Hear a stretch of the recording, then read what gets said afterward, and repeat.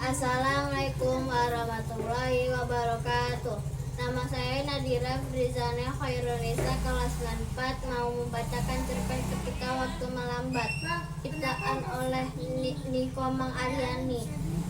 Aku tidak tahu apa yang terjadi, namun pagi ini aku terbangun dengan perasaan yang demikian ganjil.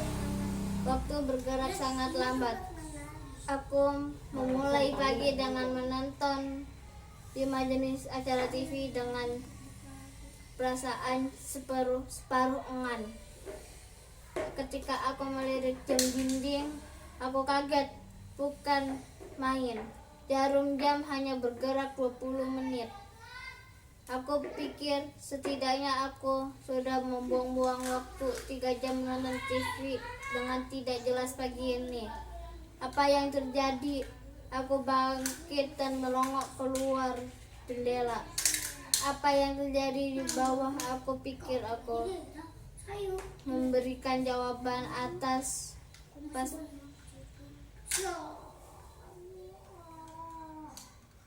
kebingungan aku. Alangkah kagetnya aku. Kerumunan pasar rakyat di bawah sana sudah menjadi sekumpulan gerakan lambat. Aku memeriksa diri dan gerakan sendiri. Apakah aku pun telah menjelma gerakan lambat? Sungguh sulit memeriksa gerakan sendiri, karena aku melihat diriku bergerak dengan cara yang sama seperti sebelum-sebelumnya. Aku tercenung. Setidaknya waktu telah melambat 10 kali lipat. Itu artinya umurku akan bertambah 10 kali lipat, dan tiap harinya akan menjadi 10 kali lebih lama. Itu artinya tiap hari aku harus menjalani 240 jam di waktu terdahulu. Tambahkan itu dengan kesepian dan kesendirian yang lebih memilin-milin seperti sarang laba-laba. Itu seperti dihukum di penjara 10 kali lipat lebih lama. Aku mungkin akan mati lebih cepat daripada seharusnya. Telepon berdering menyatakan aku dari perasaan mencekam ini. Aneh, suara telepon pun terdengar melambat. Suaranya mirip radio yang kehabisan baterai. Halo, kamu di mana? Kita berjanji ketemu di kafe kan? Aku sudah ada di Central Festival. Aku ketersiap. Aku benar-benar lupa bahwa hari ini aku punya janji dengan seorang teman. Aku melirik jam dinding. Waktu belum banyak bergerak sejak update. Jadi aku bangkit dari tempat tidur. Masih jam 9:30. Seharusnya sekarang sudah jam 12 siang, mungkin lebih. Aku masih di flat. 30 menit lagi aku sampai di sana. Aku agak bingung. Berapa banyak 30 menit? Apakah akan menjadi 300 menit? Yang jelas aku punya janji bertemu dengan Sarah jam 10 pagi di sana. Aku hanya berharap keganjilan ini akan segera berhenti. Mungkin setelah aku mandi, waktu akan kembali seperti semula. Sebanyak mungkin aku ingin bermalas-malasan. Adalah neraka jika waktu dunia menjadi 10 kali lipat lebih lama. Aku berjalan dengan langkah yang mendekati Sarah yang tampak serius dengan laptopnya. Wajahnya terlihat agak gusar. Aku melirik jam tangan. Jam 10 kurang lebih 5 menit. Sarah seharusnya tak gusar karena aku memang belum terlambat.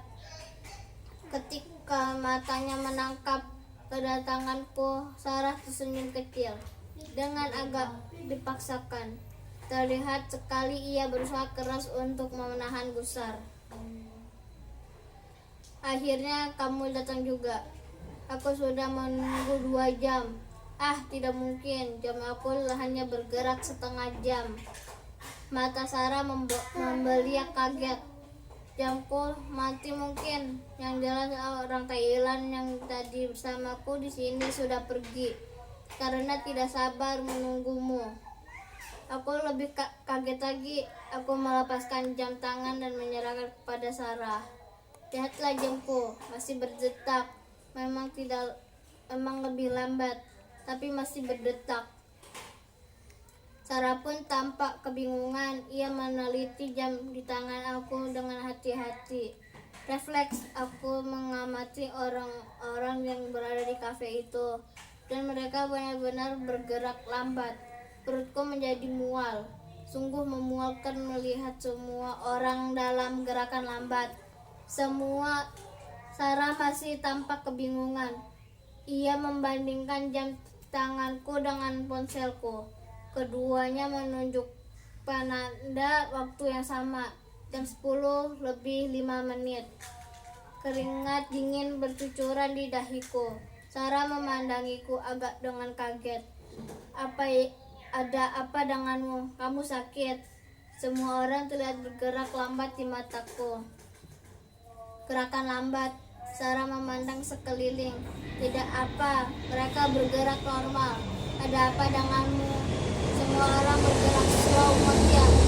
Keringat dingin makin deras mengucur di leher, dada, punggung, dan kaki. Sarah memegangi tanganku. Aku menekan kepala dan memejamkan mata. Lihat aku, pandangi aku.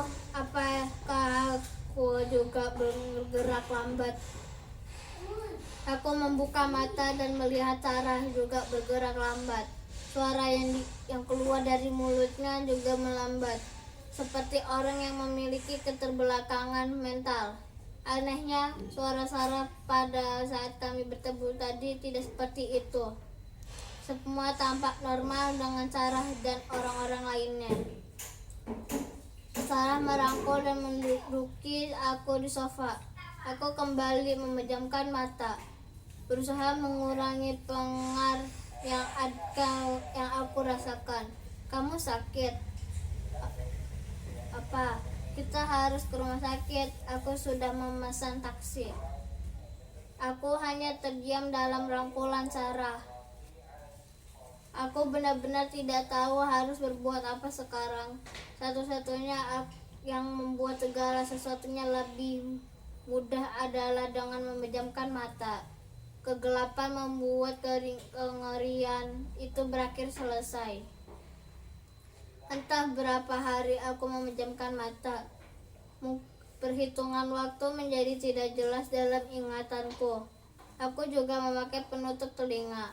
Aku tidak sanggup mendengar suara-suara lambat dari siapapun, dari suster, dari Sarah, atau dari siapapun yang menengok aku. Mereka akan berkomunikasi dengan aku lewat secarik kertas dan tulisan. Dengan demikian, aku tak perlu mengetahui kecepatan atau kelambanan yang terjadi. Dalam 2 hari mereka memindahkan aku ke ruang lain. Aku tidak lagi terhubung dengan infus dan mesin-mesin kesehatan lainnya. Mereka mengatakan secara fisik aku sepenuhnya sehat. Lalu apa yang terjadi padaku atau pada dunia? Secarik kertas disodorkan ke hadapan aku. Sarah, buka tutup telingamu. Ini saatnya kamu berani mendengar. Apakah dunia masih melambat? Jika melambat, terimalah kelambatan itu. Mungkin kamu memang perlu melihat banyak hal lainnya. Aku takut kamu tidak mungkin menutup mata dan telinga selamanya. Itu lebih menyiksa daripada melihat dunia yang melambat. Hidupku adalah siksaan. Aku tidak ingin berada 10 kali lebih lama dalam siksaan. Mungkin kamu harus membuat hidupmu menjadi indah. Kamu bisakan membayangkan berada 10 kali lebih lama dalam keindahan hidup? Bagaimana bisa hidupku tidak indah? Sepertinya Sarah kehabisan kata-kata untuk meyakinkanku. Namun Sarah benar. Mana mungkin aku selamanya tidur. Di rumah sakit ini. Dengan menutup mata dan telinga, entah berapa lama ada lubang diam yang menganga di antara kami. Yang jelas aku sedang berusaha mengumpulkan kekuatan untuk mengikuti Sarah. Hidup aku selama 30 tahun ini terputar ulang. Masa kecil penuh dengan ledekan pada warna kulitku, masa kuliah yang pahit, orang tua melarangku mengambil jurusan seni, masa kerja yang hambar, sekedar melanjutkan hidup. Ternyata hidup aku penuh dengan pilihan-pilihan yang salah. Sarah mencolek tangan aku, pertanda ia mau memperlihatkan sebuah tulisan. Terlepas dari semua yang buruk, kamu selalu bersikap baik dan menolong. Aku memejamkan mata kembali dan merasakan air mataku mengalir dengan deras. Dunia telah menyakiti aku sedemikian rupa. Namun aku belum menyakiti siapa-siapa. Mungkin aku telah menyakiti diri aku sendiri dengan membiarkan terjebak pada pilihan yang salah. Entah berapa lama aku membiarkan air mataku mengalir dengan deras. Mungkin aku harus menampung pada sebuah ember. Air mata aku habis dan aku tidak punya hal apapun untuk dilakukan lagi. Tubuh aku bergetar hebat ketika aku membuka mata dan melepas tutup telinga. Sarah berdiri di hadapan aku, juga papa dan mama, teman-teman kerjaku. Mereka memandangiku dengan mata basah. Mama memeluk aku. Maafkan ya, Mama ya. Mama masih terdengar berbicara dengan lambat. Mama masih seperti sebelumnya. Kamu harus kuliah seni, itulah bakatmu. Mama punya tabungan untukmu. Maafkan Mama sudah membuang waktunya 4 tahun untuk jurusan yang tidak kamu sukai. Maafkan Mama telah menyiksa hidupmu. Air mata itu mengalir kembali. Entahlah, waktu masih slow motion, melambat 10 kali lipat. Sebuah kenyataan yang harus aku terima. Seperti seseorang yang harus menerima dirinya penderita penyakit kanker stadium lanjut. Seperti seseorang yang harus menerima hukuman seumur hidup di penjara. Aku masih bisa berpergian, aku bisa kuliah, mendengar siapa saja dengan tempo yang lambat. Mungkin tidak buru-buru amat. Mungkin aku harus mulai melihat mereka seperti sekumpulan orang Solo yang tidak pernah tergesa dalam berbicara. Sedikit lebih lambat,